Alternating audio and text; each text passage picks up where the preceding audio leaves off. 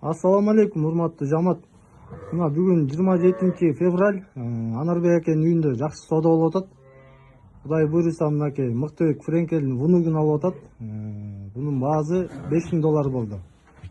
Бул энезин дагы алып атат, энези да кошо соода болуп кетти. Бунун баасы $7000 болду. Иншалла эки жака тең берекесин берсин. Buyursun. Бирдеке деп коюңуздар өзүңүздөр.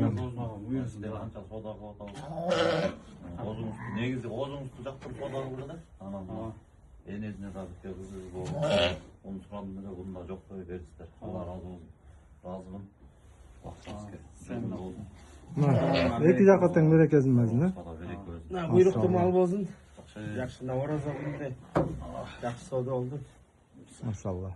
Алла разы болсун. Буйруктуу мал болсун, а? Эң главный аманчылык болсун. Чармаган